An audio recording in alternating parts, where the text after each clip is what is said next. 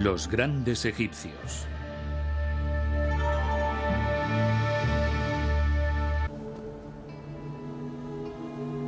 La Gran Pirámide de Giza es el monumento más grande y fantástico que los antiguos egipcios construyeron jamás. Lo que muchos ignoran es que también constituye una maravilla en lo que a precisión de ingeniería se refiere. La base ocupa algo más de 5 hectáreas y los lados están perfectamente orientados hacia los 4 puntos cardinales. Para poder construir un edificio como este, había que resolver problemas de ingeniería inmensos. Los antiguos constructores egipcios, con conocimientos limitados, tuvieron que enfrentarse a obstáculos, problemas y fracasos. El hombre que resolvió esos problemas, el que fue más allá de los fracasos, fue el faraón Snofru. Él fue quien enseñó a Egipto cómo construir pirámides. La mayoría de turistas que visitan el Egipto actual solo van a ver las pirámides de su hijo y de su nieto. Todos conocen esas pirámides. Lo que es menos conocido es que estos monumentos son el producto final de la gran era de la construcción de pirámides. Los turistas apenas visitan las pirámides construidas por Snofru, aunque son casi tan grandes como las famosas pirámides de Giza y en realidad constituyen lo que podríamos denominar sus prototipos, los modelos que permitieron perfeccionar el arte de construir pirámides. Este es mi lugar favorito del museo. Casi nunca hay nadie aquí, pero en este relieve se encuentra una pequeña maravilla de la historia. Este es el primer cartucho de la historia, el óvalo mágico que envuelve el nombre del faraón. Aquí está escrito el nombre de Snofru. Vivió 2000 años antes de Aristóteles o de Platón, pero no es tan solo un mito, fue un gran ser humano. Este es Snofru en su trono.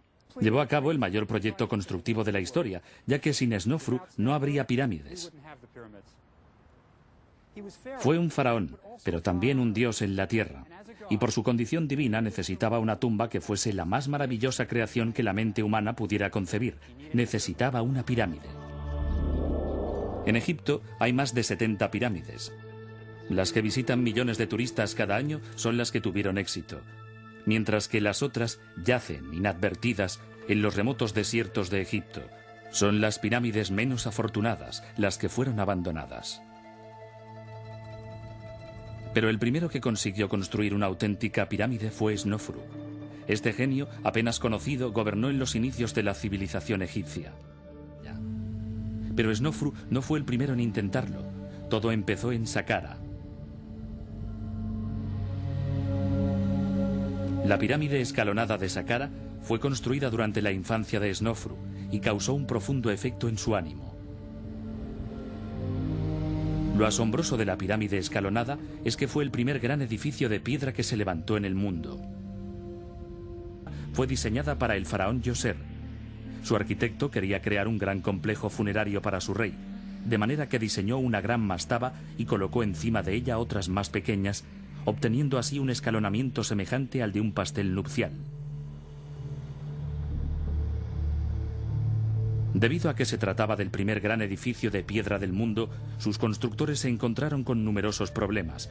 No sabían trabajar el nuevo material, de modo que tallaron de forma muy tosca los bloques que constituyen la pirámide y los colocaron de forma irregular, uno sobre otro, amenazando así la estabilidad del edificio. Cuando se terminó la pirámide escalonada, era la construcción más fantástica que se había visto en el mundo entero hasta entonces. Miles de obreros tardaron casi 2 décadas en levantarla, y probablemente era 10 veces más alta que cualquier otro edificio. Cuando Snofru se convirtió en faraón, se le presentó la oportunidad de levantar su propia pirámide en Meidum. A primera vista, ya se adivina que algo salió mal en este edificio, aunque es difícil decir exactamente qué. El monumento parece más bien una torre siniestra que una pirámide.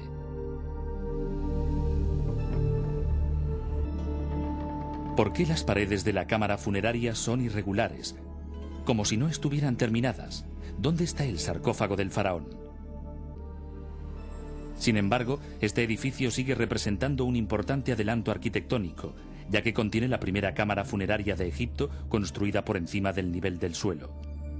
La creación de una sala dentro de la pirámide, en lugar de debajo de ella, causó un tremendo problema.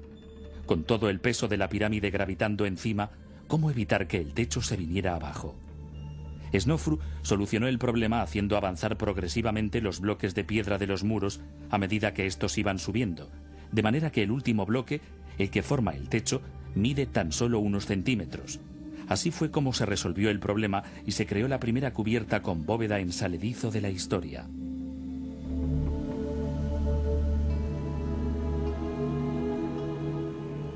La explicación del extraño aspecto de la pirámide de Meidum radica en su proceso constructivo, ya que inicialmente se proyectó como pirámide escalonada, pero al llegar casi a su finalización se amplió varias veces. Se cubrieron los escalones de la pirámide con piedra caliza labrada, lo que constituyó el primer intento de construir una auténtica pirámide. Pero cometieron un error arquitectónico fatídico, y es que las piedras del revestimiento exterior no estaban bien sujetas al cuerpo principal de la pirámide, de modo que los bloques exteriores, que se apoyaban en la superficie de la pirámide escalonada interior, empezaron a deslizarse, provocando el primer desastre tecnológico de la historia. ¿Se imaginan lo que debió representar para el arquitecto, que era el propio hijo de Snofru, presentarse ante el faraón y decirle que las obras realizadas en los últimos 20 años estaban en ruinas y que su tumba era inservible? Dice mucho a favor de la personalidad de Snofru que, en lugar de enfurecerse y rendirse, simplemente ordenara abandonar el emplazamiento de Meidum y buscar otro. El faraón Snofru seguía necesitando un lugar de descanso eterno, de manera que decidió construir un monumento más ambicioso incluso que el de Meidum. Una pirámide que doblara el volumen de la que habían tenido que abandonar, un monumento que eclipsara cualquier edificación anterior. Claro que en aquel momento los arquitectos contaban con la ventaja de la experiencia, y la pirámide de Dashur fue diseñada desde un primer momento como una auténtica pirámide. Los albañiles, que habían aprendido del fracaso anterior, utilizaron piedras mucho más grandes para el revestimiento, lo cual permitió sujetarlas bien a la base.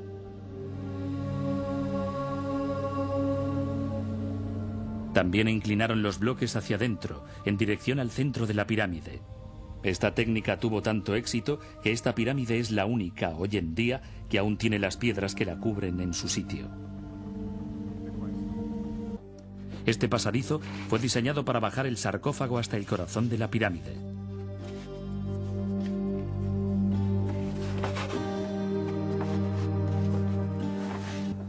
Cuando el corredor empieza a descender por debajo de la roca, desaparecen los bloques lisos y las paredes se vuelven muy ásperas.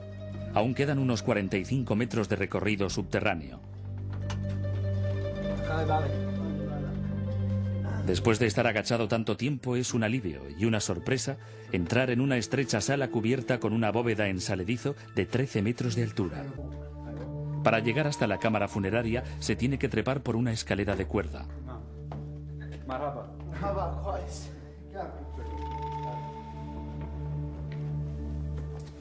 Luego se alcanza la entrada a la cámara funeraria de Snofru mediante una abertura en la parte superior de la pared. Esto explica la existencia de una escalera de madera. Después de la escalera de cuerda, esta parece muy estable. Cuando se llega a lo alto de la escalera, se observa que las 4 paredes están escalonadas hacia adentro para formar la bóveda en saledizo. Avanzando por el estrecho túnel excavado por los antiguos saqueadores de tumbas, al fin llegamos al corredor por el que la momia de Snofru debía acceder a la sala funeraria. Por asombroso que parezca, hay una fuerte y constante brisa de aire fresco. Algunos investigadores creen que aún existen pasadizos secretos por descubrir.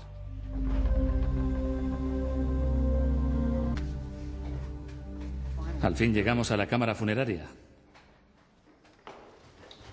La virtud de Snofru fue no rendirse después del desastre de Meidum y construir todo esto. Cuando estuvo terminada, esta era la mayor sala del planeta. Tiene una altura de 17 metros. Mohamed, dame la linterna. Gracias. 17 metros, bóveda en saledizo y unos muros que avanzan hasta llegar a lo más alto. Pero se presentó un problema. Las paredes empezaron a desplazarse bajo el tremendo peso de la pirámide. Aquí vemos unas vigas de cedro que tienen 4000 años y que tuvieron que instalarse cuando las paredes empezaron a moverse. Las paredes se agrietaron y se desplazaron hacia adentro. Y para que la pirámide entera no se viniera abajo, fue necesario poner las vigas y apuntalar las paredes.